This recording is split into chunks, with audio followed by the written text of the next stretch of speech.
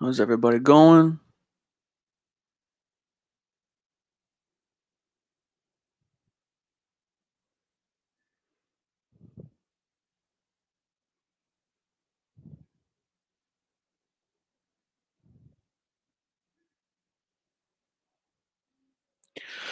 What's up, boys? How's it going? Sad day. What's up, Cam? What's up, Lord Houston? Gonna be on for about a couple minutes. Patrick Bruce said trade the entire roster. I completely agree. Shannon said we suck so bad. I completely agree. My boy Rio said, "What's up, man? King George, you had hope. I did. Hey, Ruben, Heartless, Anthony, it's your boy Christian, Trevor, Jetski, Braden, guys. It's sad to say that the Houston Texans suck, but that's just the reality of what it is. And I am a victim of being one of those people who believed in this team, right? And who believed. What's up, Edgar? What's up, Fambo? What's up, Uden? Cayman, what's going on, buddy? Um, Shannon again said hi. Here's the thing, man. This is probably the last game we see JJ Watt as a Houston Texans in a Houston Texans uniform. I told in the offseason that the Houston were going 6-10. Yeah, I mean it looks like you're absolutely right, Rio. Here's what's going on, man. We now have to wait for a new head coach, whoever it is, whether it's Bieniemy, Sela, Joe Brady. It don't matter who it is. The Texans are going to get a coach, and you kind of want to start them off with having a first round pick, second round pick. HTX Don, what's up, Don? Much love. I know we argue in the group chat, but yeah, my hair is growing back. My were high.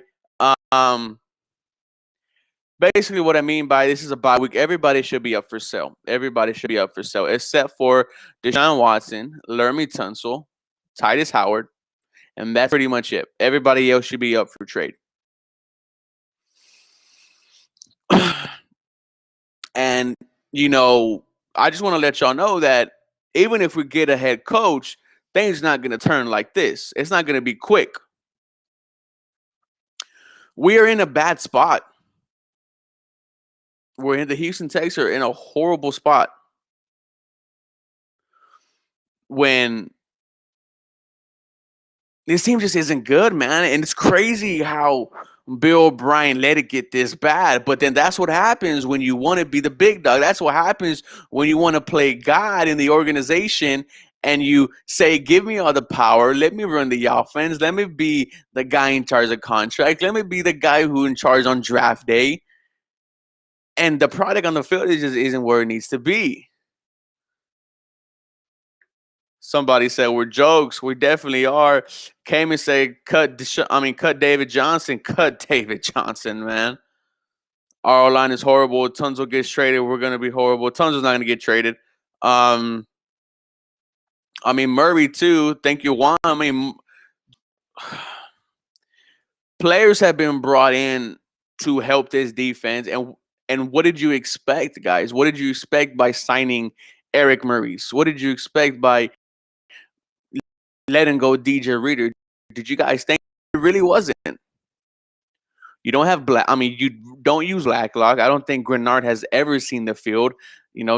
Grenard led the SEC in sacks, led the SEC in tackles for loss, and yet he hasn't seen it.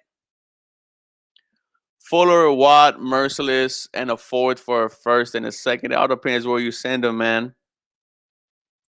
Somebody said on the bright side, your hair is growing back. I actually like it short, man. I really do. I actually like it short. But going back to the Houston Texans, JJ Watt just looked defeated today.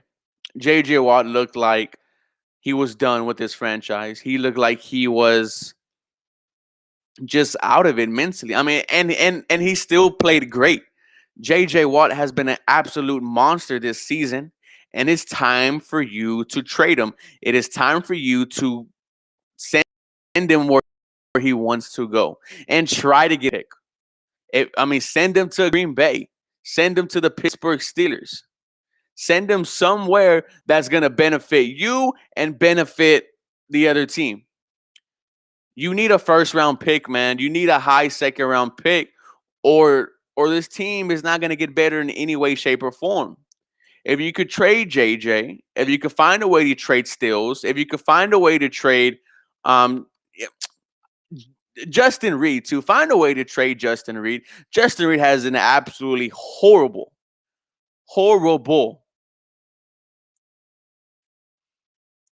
Somebody said we should bring back Lamar Miller. I wouldn't mind that. David Johnson should be cut tomorrow. David Johnson, that was a horrible trade in and of itself.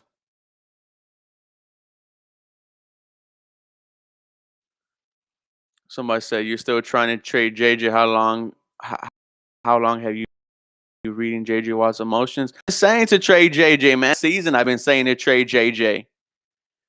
But yo, Justin Reed is overrated. Justin Reed has been playing absolutely garbage. Somebody said don't trade Reed. Yes, trade Reed. That whole touch, that deep touchdown that Eric Murray just got burnt on, that was because of part of it was because of Justin Reed.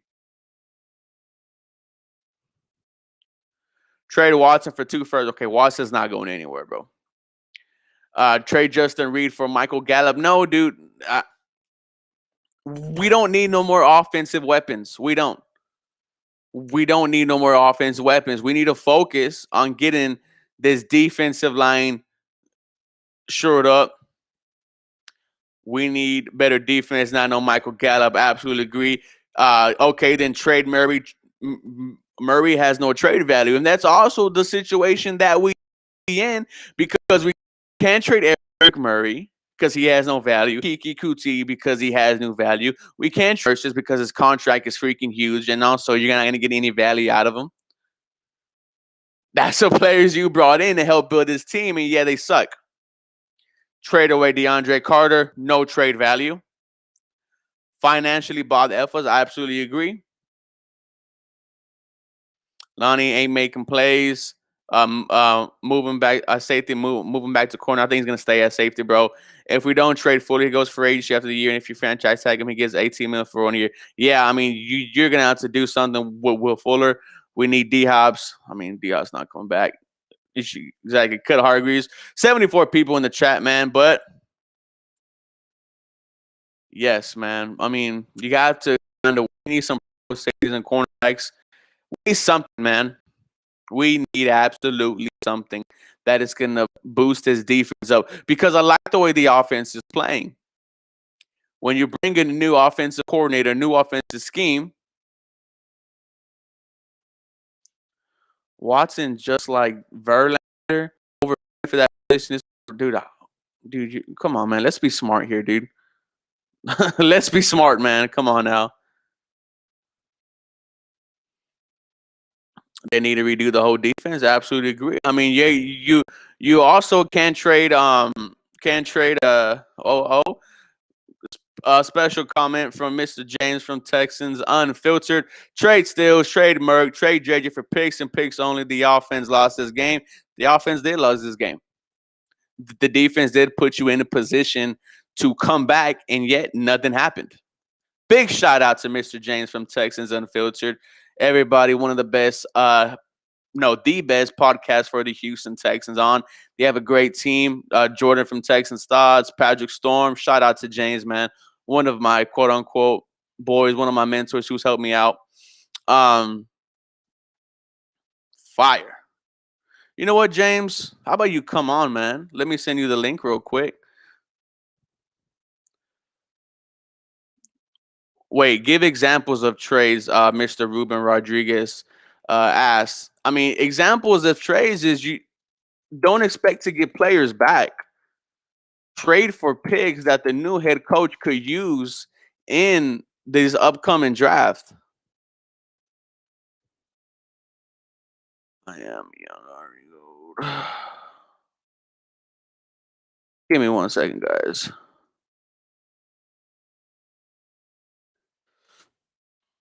It's just a tough situation, boys, because you want this team to do good. I mean, this is the team that we cheer for forever, right? And we're still going to cheer for them.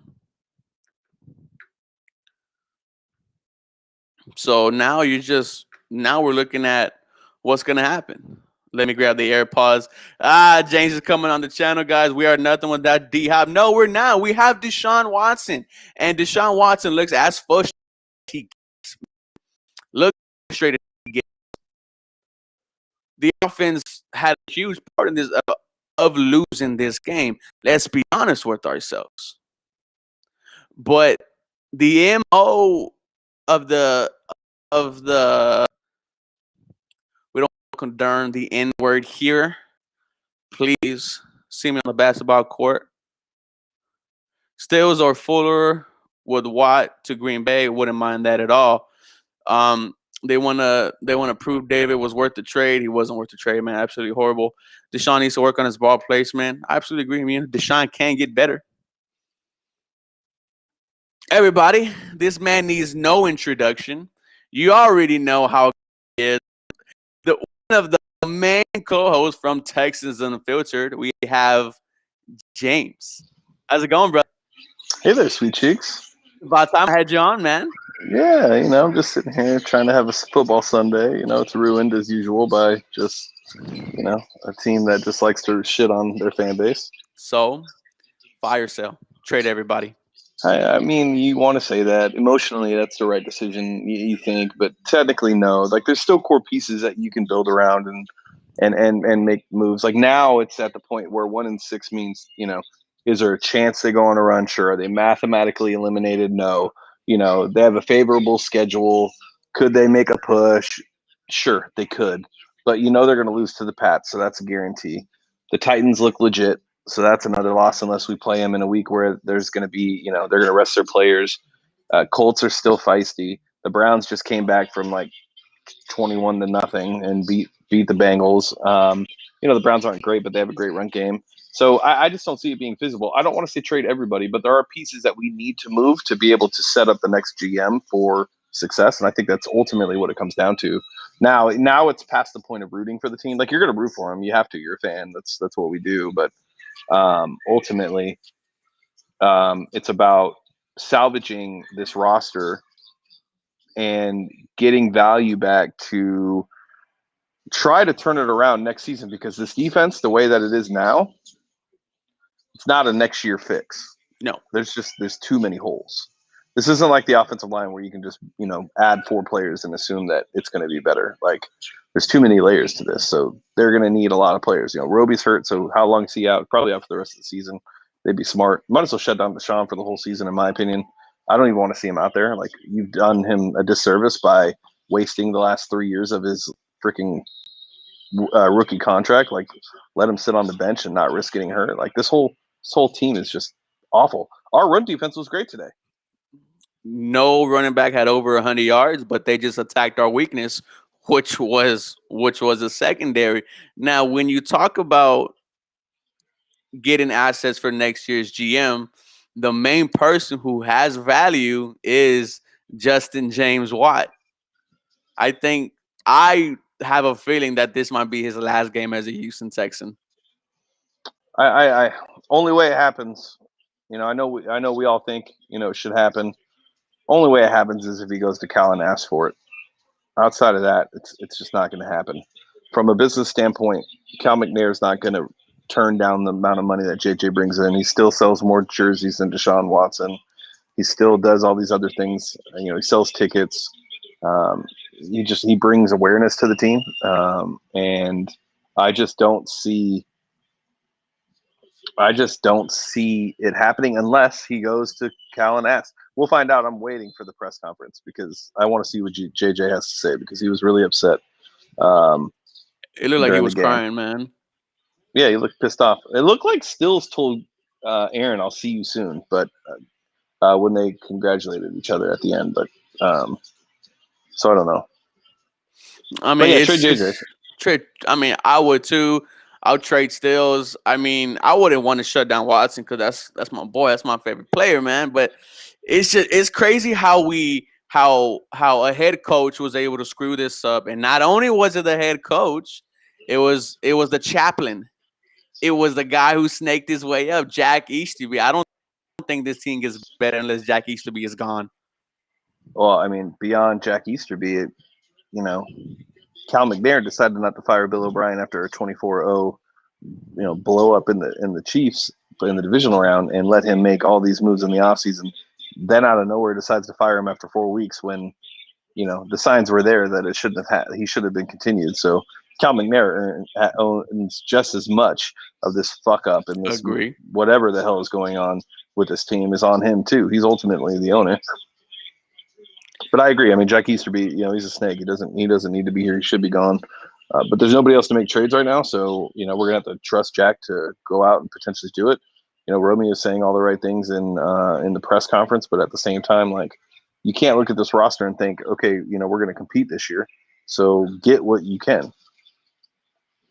Do you? I mean, I pretty much see it as sellers in this trade deadline. I don't really see a way that Houston Texans can't come out of this hole. But then again, you never know with the way Deshaun Watson could just go on a tear. Man, it's just frustrating. It's really frustrating because you're thinking that after you draft Deshaun Watson in 3 or 4 years, you're competing for Super Bowls, and you sit at you're 1-5. You don't have the best wide receiver in the NFL. The future of don't have first round. It's just before it gets any better. Yeah, no, I would agree. I mean, look, I want to watch Deshaun play too. Like, that's the only reason that we are going to be watching on Sundays. I say sit him down just because it's like, what are you gonna get out of him playing ultimately? I mean, you're not going to be able to get anything out of it except risk him hurting himself, and I just don't think it's worth it at this point. It's tough being a Texas fan, man. It's just a situation where I mean, I actually think the defense played good for what they had. Towards the end of the second half, they did 3 straight 3-and-outs. They had that block punt, and you're thinking, well, the offense is gonna pull through, and then boom, it didn't. And then I know you love your boy. I know you love David Johnson. Come on, man. I think you just need to cut your ties and just try to bring somebody else in. Give Duke a shot. Give Porsche a shot, because David Johnson, and it's not all his fault. The way they use him is absolutely horrible. His little flare route outside where he got 12, 13, 15 yards. I mean, that's how you're supposed to use David Johnson, and they haven't. Just with the product that he's put up, man, I think David Johnson's time for that man to go. Yeah, I mean, it's funny that they're receiving phone calls about David Johnson. That means that other teams see that there's a chance that, he could bring something to their offense. So, I mean, if that's happening, I do think that David definitely has fault in this, and I know everybody thinks I'm some David Homer. It's not necessarily that. When you watch the film, you just see that there's like nowhere for him to go. He's getting tackled in the backfield on most of his plays. Even though he's running up the A gap where he shouldn't be running, like before he even gets to the line, he's being hit by somebody. Like that play on the opposite side of the end zone when we were on the 2-yard line, like we ran him to the right side, and there was 4 guys right there waiting for him. Yeah. I just don't know, like, who's going to be able to, like, who are you going to put back there? It's going to be, you think Saquon Barkley is going to be fine doing that? No, like, it's not going to matter. It's just weird because last year Carlos Hyde had 1,000 yards, man, and it's like virtually the same offensive line, much healthier though. And it's just the game looks absolutely worse. And honestly, I don't even know what's going on with Max Sharping. I know he's been playing like not playing very good, but like Clemente is not doing that good either. I just don't see why we just try to have Sharping go through those growing pains of a second year, because he played great his first year. Yeah, Sir Sharping needed to add a lot of lower body weight in the offseason. He needed to get stronger to be able to hold his blocks, and then also just push up on his blocks. And it doesn't look like he did that. He looked like he came into camp in the same shape that he was in prior. But Max should still be playing over Clemente. But Clemente's been fine. I mean, he had an issue today. I believe he missed a block and almost got Deshaun killed. But no, I mean, look, Carlos Hyde had a great year last year, and I don't know how many yards David had today. Let me actually double check for you real quick. because Apparently, if 42. like 1100, 40, okay. If he would have had like 111 yards, he would have been the same, like on pace, the same that Carlos Hyde was last year. Yeah. Um, he had some receptions today, which Carlos didn't have. So, but either way, yeah, no, I mean, I agree. I mean, the team is just an awful team. It's awfully coached. It's hard to expect anything when you're having an interim head coach like run the team. Like, I think that's the one thing that's hard for fans to like really wrap their head around is the fact that like this is an interim coach and an interim coaching staff that is not going to be here next year. A 73-year-old coach. Um, I think it's hard to have expectations that this team should be better, given the fact that they're on an interim basis. We should have known when Bill O'Brien was fired, the season was done. And we came out to the Jags, and it was the Jags. And the first, when we recorded, I told everybody, pump the brakes. It's the Jags. And then we played the Titans, and look what happened. And now we play a real team, and look what happened. So that their defense is above average. That was probably the best defense we played since Bill O'Brien's been fired, and they did their job. Man, we both look defeated, James. We both look Yeah, like man. that. We both look hurt. I was on the couch and then everybody's like, "Hey, just turn off the TV." I'm like, "I can't afford to turn off the TV, man. This is my team." It's struggling now. It's crazy that you say people are calling about David. Whatever they want to give us, go ahead and give it to us, man. Whatever it is, hopefully, it sounds like it's probably the way to go. But there's a question here that I'll have to find it. Oh, okay. It was about the next head coach, potential next head coach. How do you feel about Mr. Robert Sela? Yeah, I know people love him. Cody's like, I'm pretty sure Cody, when he wakes up in the morning, puts on Robert Sally boxers and undershirt when he goes to work. But I see the appeal. I understand what he's done. The only part that scares me a little bit when I compare the roster of the Niners to the Texans is the talent on defense. He has, I think, before they traded DeForest Buckner to the Colts, there were 5 first-round picks on the defensive line. Um, the secondary is a little skittish, but he gets them to perform. But outside of that, I just really wonder how much of the talent is really the reason that he's able to do what he's able to do. I don't really buy into like the whole rah sideline stuff that a lot of people get excited about. Like, I really don't care how fiery he is on the side. That really does nothing for me. I can care less. I just want him to be able to come and coach X and O's. But I mean, I wouldn't be opposed to it. Joe Brady's been my guy for the last 5 weeks. He's a guy that I've been talking about the entire Just time. about to bring up Joe Brady because Panthers should not be winning games and looking great on offense. They no Christian McCaffrey. They got Teddy Bridgewater lining it up. My boy Roby Anderson, who I wanted the Texans to pick up in free agency, is looking like a top 10 wide receiver. Joe Brady is doing a fantastic job there, but it goes back to what I'm saying. Do you think that the Houston Texans need an offensive-minded coach or a defensive-minded? I mean, defensive-minded would be the most ideal situation. Eberflus is another guy that I like, but at the same time, like, I think it's just about like the best candidate. I don't necessarily. I don't think you go into it thinking we need this or we need that from a head coach specific to like offensive skill sets or defensive skill sets. I think what you need is a guy that's a leader of men, somebody that can come in and motivate, develop players, and then build a scheme around the talent. So a good offensive head coach could bring in a great defensive coordinator, and vice versa. A great defensive coach could bring in a great offensive coordinator.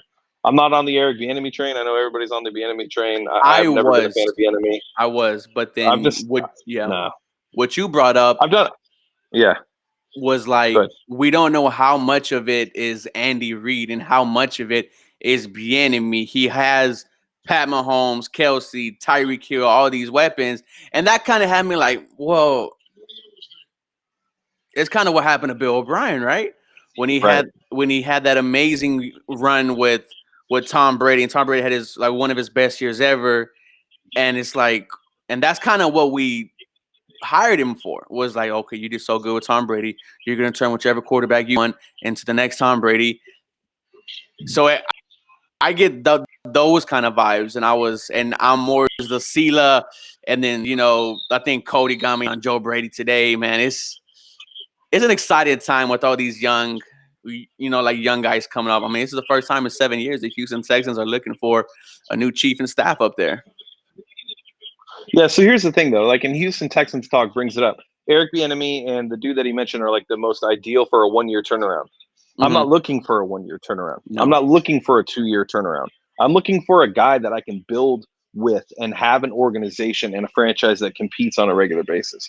I can care less if they can do it in 2 to 3 years and then fall back. The problem I have with Bieniemy, the biggest one really, is the fact that the NFL evolves every 5 to 6 years. Things change. Yep. It used to be a run game first, then it went to passing, then run, and they change offensive schemes, and you can't do this, you can't do that, and the NFL always catches up. So what happens when the offense or defense is the Chiefs, and Eric Bieniemy can't evolve, can't adapt? What do you do then? Because like his coaching career is not one that you should be proud of. Like, I'm looking at it right now. Colorado for 2001 to 2002, a running backs coach. UCLA, running back coach. Minnesota Vikings from 2006 to 2009, running back coach. Minnesota Vikings assistant head coach and running back coach. Went to Colorado for a year for offensive coordinator. Sucked balls. Then went to the Kansas City Chiefs, became the running back coach in 2013 all the way until 2018, where he got promoted to offensive coordinator. He's never done anything right to where, I mean, he's 53. He's just now getting the thought of being a head coach. Where was all this prior to this? Why is it only happening now? And I think, and then I think that's the main concern. Shout out, to Mr. James. We are 100 people deep, man. Well, it just went to 99. 100 people deep. Make sure y'all follow Mr. James, Texans Unfiltered, the best podcast. But I mean, this is the bye week now. Kind of a fresh breath of air. Houston Texans talks. Joe Brady is the answer. Can the Houston Texans go on a run, James? Can they? We've seen them do it before, man. Like, I mean, they can, right? They Yeah. can. They have Deshaun Watson. That's all you need. So yes, you can. Will they is the different. It's the different aspect to it. I don't know if they will or they won't, but I doubt it. I just want to be realistic. Like, I don't want to sell like these hopes and dreams that don't exist. There's no reason for you to feel optimistic that this team is going to go on an 8-game win streak or a 7-game win streak and make it interesting at the end. And that's all. That's all you can do. Houston Texans talk keeps going. You can't. You're not going to kill anything about Deshaun. He's 24. You have Deshaun isn't going to hit his prime until 28. Look at what Russ started doing 2 years ago. That was when he was 27. You have 14 years of Deshaun Watson. You have to think long term. Stop thinking about the immediate future. That's not how things go. Okay? When you go and rush and hurry up and go and find whatever you can at the end of the night at 2 a.m., what ends up happening? You get syphilis. Is that what you want? You can't do that. Okay? You can't go home with whoever will go home with you right away when it's time for the bar to close. You need to take your time. And I don't want to do that. No, and that's what's going to end up happening when you rush it. So, it's just, I don't think that they can. I don't think that they will. There's just no reason for it to. But yeah, I mean, you want to see him be at least competitive, and that's what we've seen the last 2 weeks. And I think that was the part that people liked the most was that it was like the Titans game was entertaining as hell. That was one of the more entertaining things to watch. It was a great game. It ended in a loss, but it was entertaining. This week it was just 45 minutes of awful football. We have one more guest coming from NRG himself, the Patrick Storm. How's it going, Pat? I'm logging off. What's up? Okay. What was your you were at the game, man? What was your initial thoughts on this Houston What the fuck? Texans? Why were you at the game? Ugh. Why not? Free tickets. First of all, right? his picture looks clearer than I've ever seen. But he's got the iPhone 12 now. Oh man. Oh man. He's a baller. People don't know, but Pat's a baller.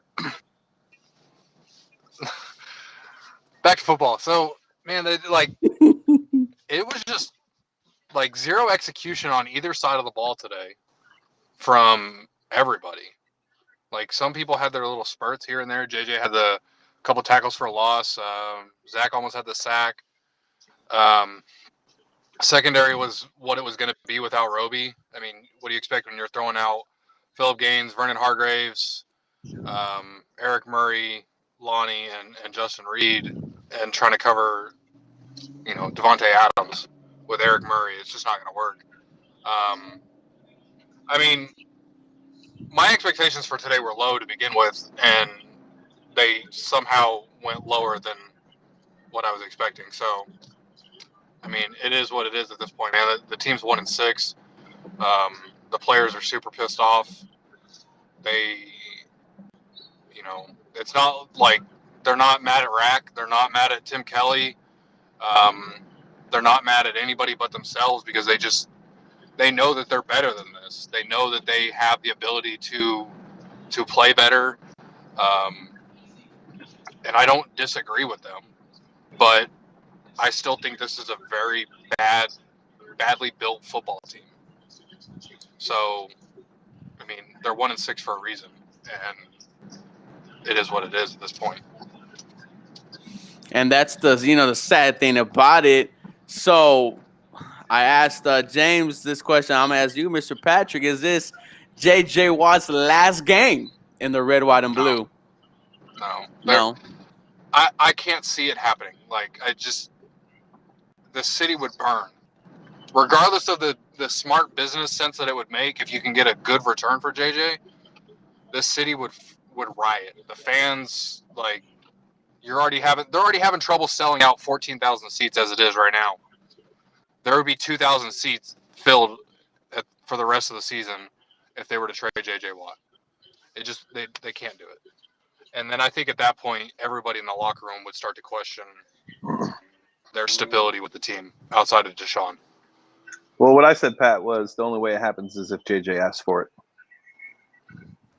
Even then, I still don't think that.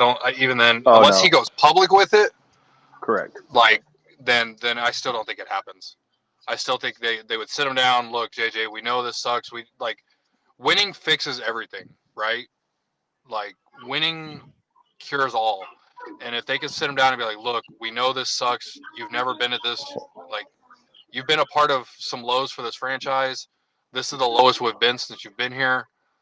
Ride it out with us. We're going to get better. We need you to hang out, because it's going to get better. Like, next year, hopefully, they're not going to go 2-14, right? You're going to have a new head coach. You're going to have a new defensive or a new general manager. You're going to have a whole new look to this team.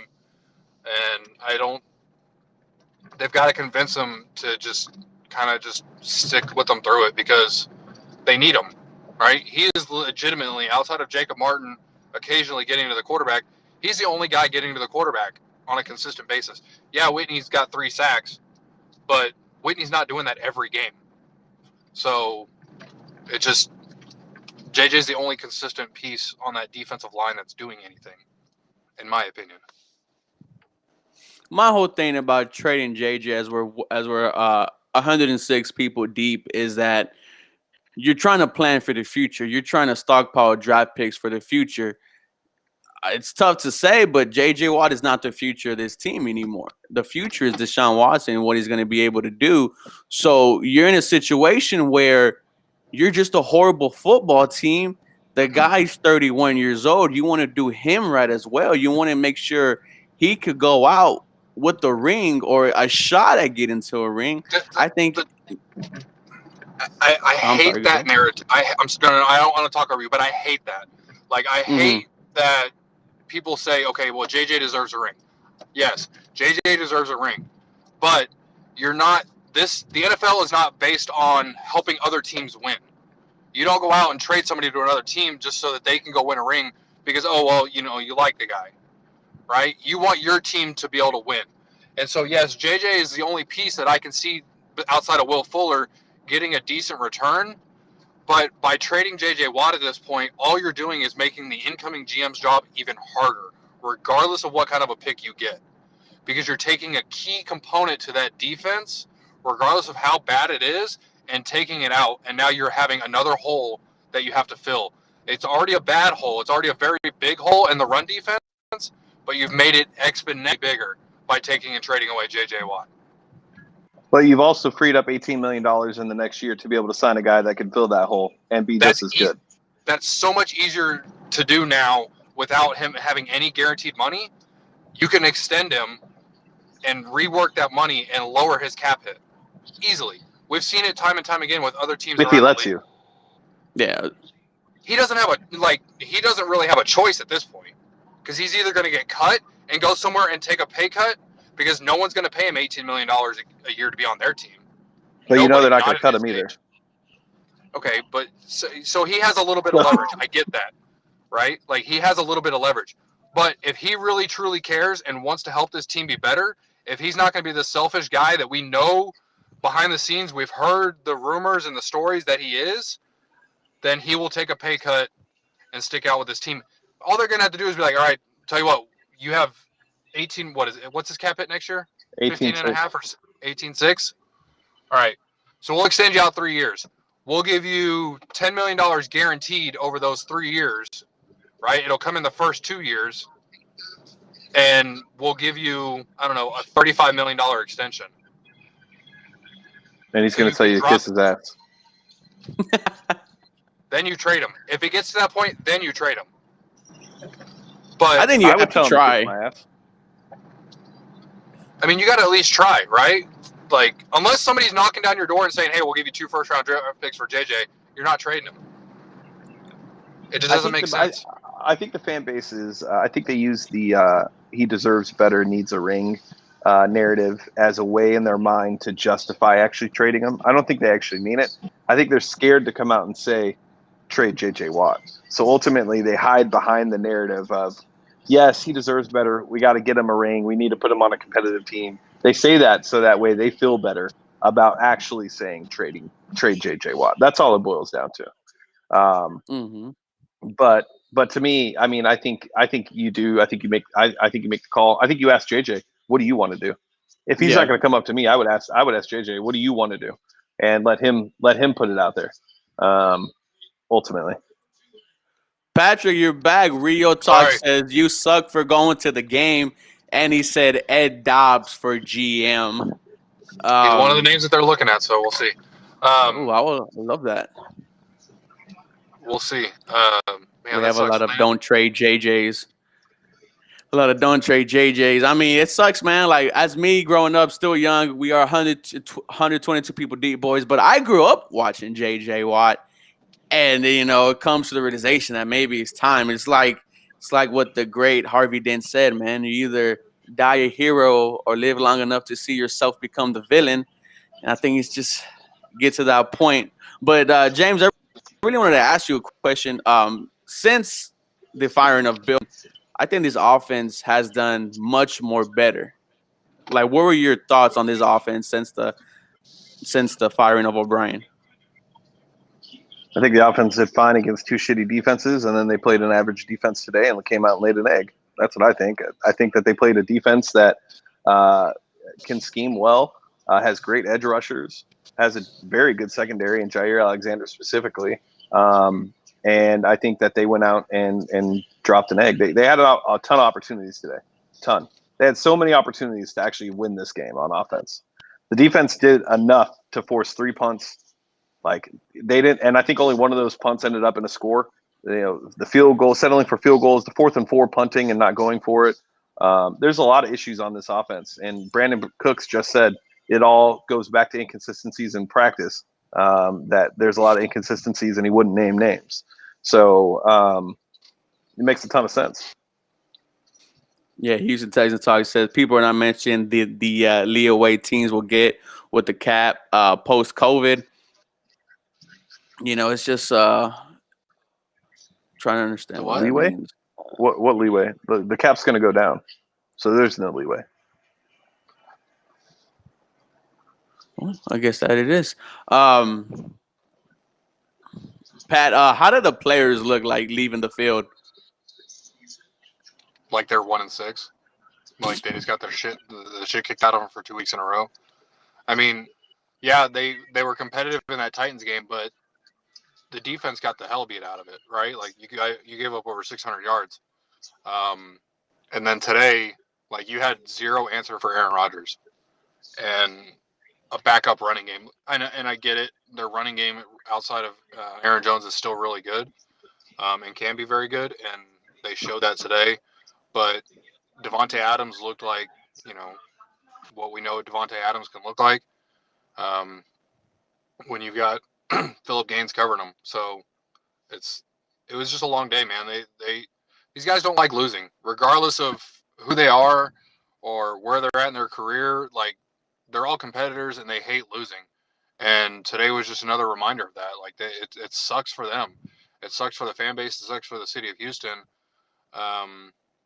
To have to, endure something like this. But it's been a shitty year sports wise for the city, outside of, the little bit of hope that the Astros and the Rockets provided. But, they, they look like they're 1-6. They just.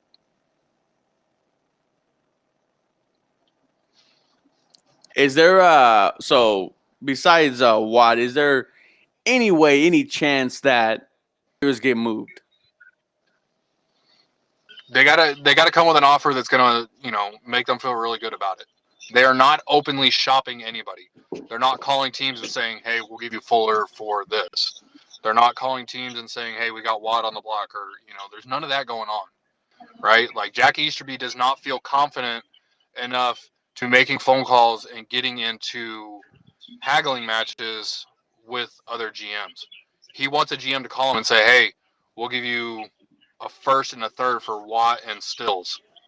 He wants something like that where he can look at it and just be like, "All right, yeah, that's a good deal," but it's not happening. And so, at least not right now. We've got until the 9th or the 3rd? Third. Okay. So we got until November 3rd. So we got a little bit over a week until the trade deadline.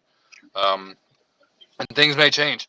I mean, you've got teams that are, compiling with injuries right now. Odell Beckham's going to be out for the season. Landon Collins just tore his ACL.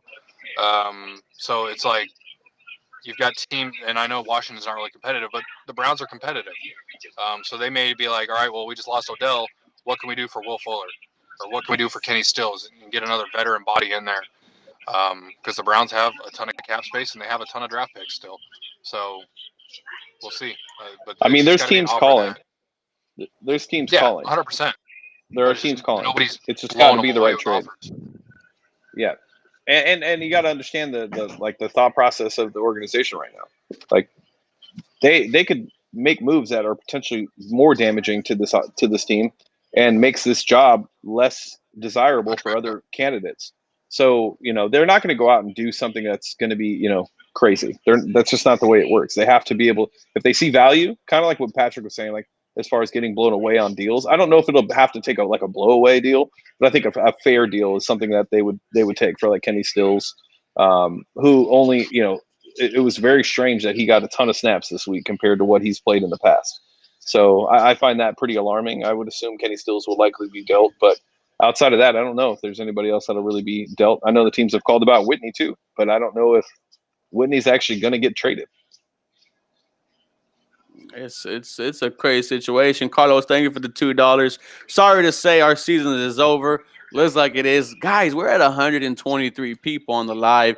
Everybody drop a W for the Texans Unfiltered team, and Mr. Patrick Storm, who had to sit through that horrible loss at NRG. But I think the bye week came at a perfect time. I think you could still. I'm sorry, but, like, what can they fix in the bye week? Nothing. Yeah, it's what I mean, hopefully you've avoided and so far, everything is, Roby's going to be okay. And like you said, the bye week came at the perfect time. They don't think it's anything major. Hopefully you can get Garyon Conley back and have a decent secondary and, show some fight down the stretch. But playoffs are out of the question, obviously. Like, it would be pointless to make the playoffs because you're not going to go anywhere. So I think just being competitive in the rest of the season would be, the way the way to look at things. That's it. Like, just at least be competitive and not get, run over like you have for the past 2 weeks. Yeah, it's gonna be very tough to go to. This whole I'm just in shock. That's why I'm pausing a lot, man, because I didn't expect this team to go out the way it's been doing this season. Um, James, what is the problem with Justin Reed, man? He just He's looks trying to he's trying lost. to do he's trying to do too much. I mean, he's just trying to do way too much. He's not doing. Oh wow, he's not doing the things that pick six in Denver.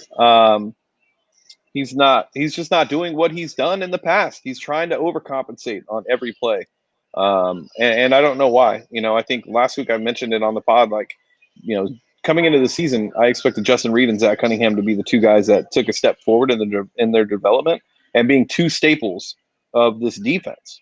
And we haven't seen that at all from either one of them. I mean, none of them. Neither one of them have been good in one game this year. Not once. Justin Reed keeps tweeting out, "Oh, it's on me. I got to do this," or "It's on me. I got to do that," or "This week it wasn't enough, but next week I'm back." Like, enough with the talk. Like, get back out on the field and do what you do. Like, stop trying to overthink everything. Stop overanalyzing. Like last week against the Titans on that Wildcat play, Justin Reed had a perfect angle on Derrick Henry to run and hit him and try to stop him. And he hesitates and cuts back and takes a non-forward angle and does nothing. Like, he just doesn't look like he's playing the way he would naturally play. And he's going to have to fix that. But at the end of the day, do you really care if he fixes it right now? Like, for the rest of the season? Like, this dude, I mean, the season's over. These guys, they just want to get out healthy now. I Jackson don't Rowe, expect thank there you to be for any the changes on the defense. $4.99. Never underestimate the heart of a champion. I completely agree. And bouncing off that, Pat, man, it's been really disappointing seeing Cunningham as well. Just look like he's lost out there, where he had a phenomenal season last year, got paid bucks, and now he's playing just like he doesn't know what he's doing.